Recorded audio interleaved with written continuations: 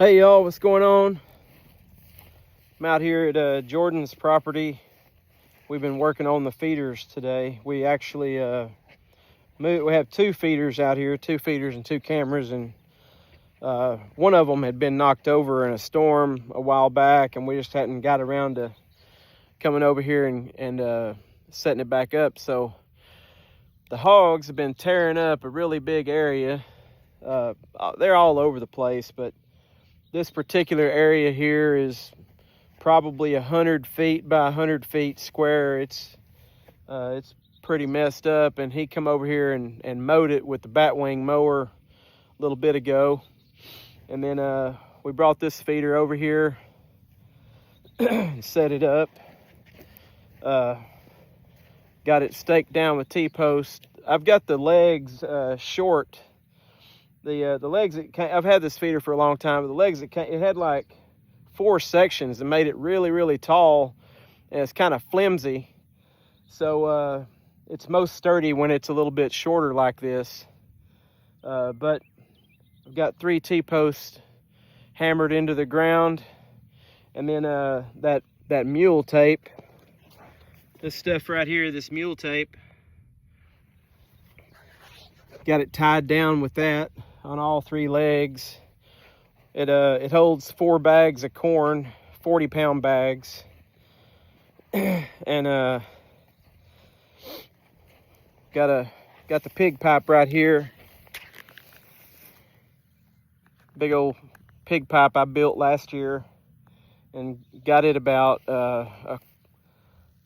half full of corn, and got it staked down with a chain and a swivel on it, so the pigs can roll it around with their nose, and they can get little bitty pieces of corn out of it at a time.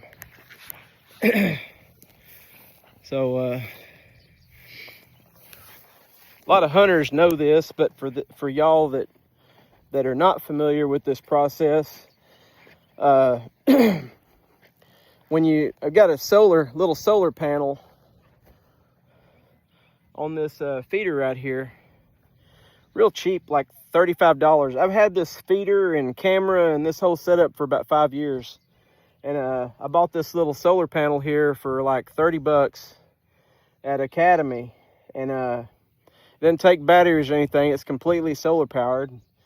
And for solar, they say that the solar panel should face to the south, and then when the sun comes up in the east and sets in the west, it gives the solar panel optimal sunshine throughout the day. I mean, unless you got clouds. And this little solar panel's got a green light on it. When I first started hunting at night, I didn't have thermal and night vision. I was using regular daytime optic at night, but I would look when this green light would go off, it means an animal was underneath it. And then from 100 yards away, I could look through that daytime scope and see whatever was underneath this green light. It would light them up like a Christmas tree. So I still use it. It's kind of a novelty thing, but for those that don't have thermal or night vision, it actually works pretty good. It'll put a green glow all the way around the base of this feeder. I still like it. I still like to use it. Plus, when you come in on the property and you drive up on it and that green light's up there, shining, you got something underneath there. It might be a hog, a deer, a coon. And the animals get used to it. They get acclimated to the green light. It's real easy on their eyes. So anyway, and then as far as the camera goes, they say you're supposed to have the camera orientated north or south.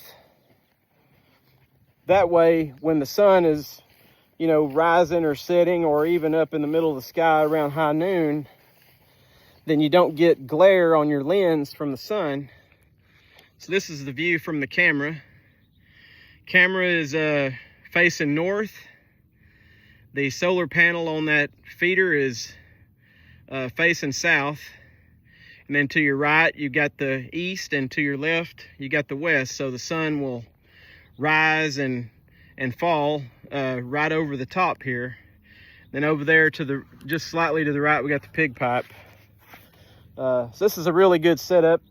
This camera is 40 feet away from the feeder. This got a 90-foot range, but at 90 feet, the camera, the feeder just looks so far away. And through my experience, I like setting the camera up about 40 feet away. Gives you a really good field of view, and you're still, you know, close enough to where you can see really good everything around the feeder. And so I like this setup a lot. We're right out in the middle of a pasture. Now, we used to set up the feeders along the edge of the woods because there's a lot of hogs in them woods, but never fails, we'd set up around the woods, and then we'd have you know, hog ruts all over out in the middle of the pasture.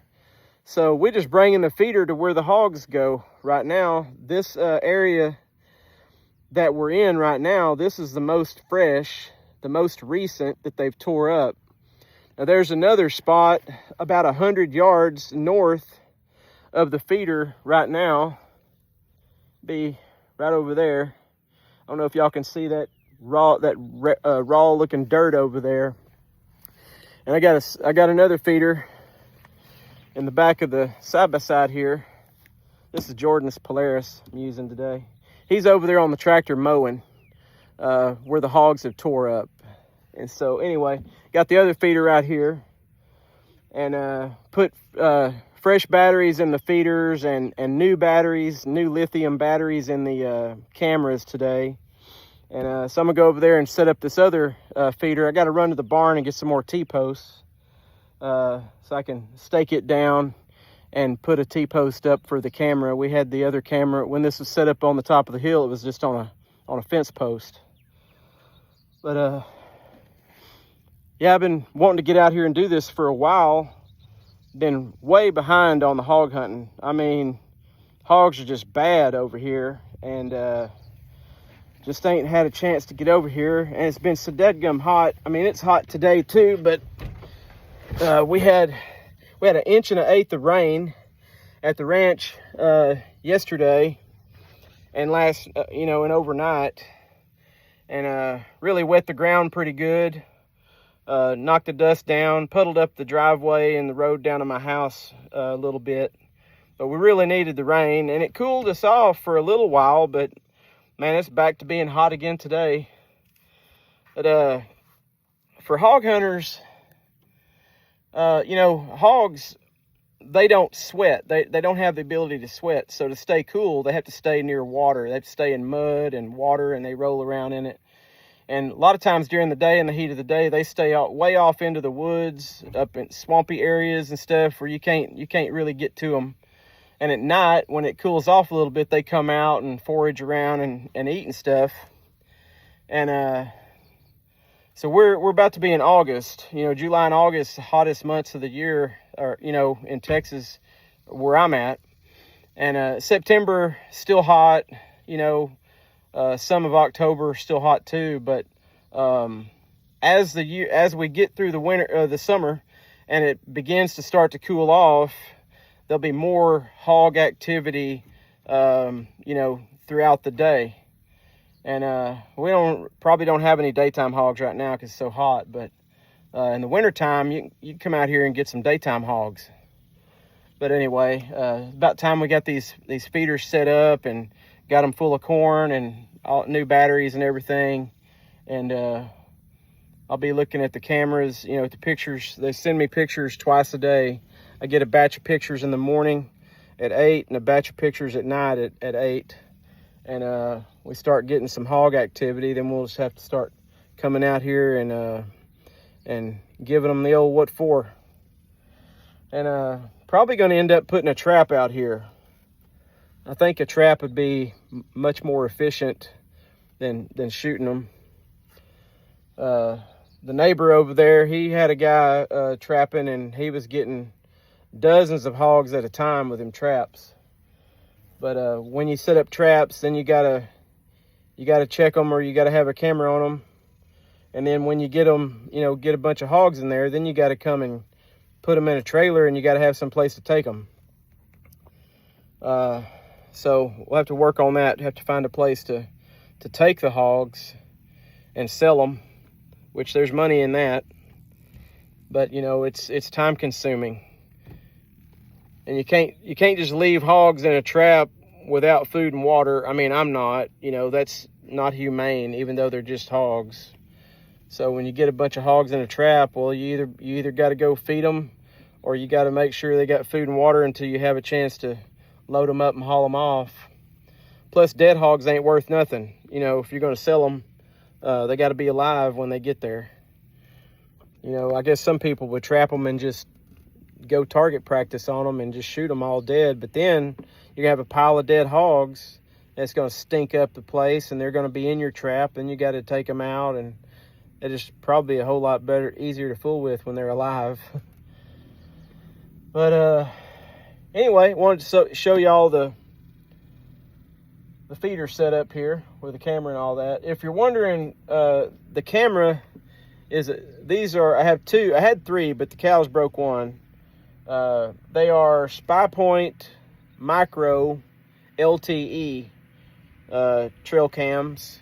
They've been pretty good for me. I've known some people say they didn't work that good for them, but they work really good for me. I've had them for about 5 years and hadn't any problems out of them at all. The key to it, though, is whatever camera you buy, you need to buy one that works on the same network that your phone does, because wherever you're at, if you've got service on your phone, you're probably going to have service on the camera. And they come in 2 versions. You know, you got your Verizon one, and then you got your AT&T one. They call it LTE. Anyhow, I gotta go get some more T-posts and get this other feeder and camera set up. Hope y'all enjoyed the video. Try to stay cool and stay hydrated, and we'll see y'all later. I'll keep y'all updated on the hog situation. Y'all be good. See you later.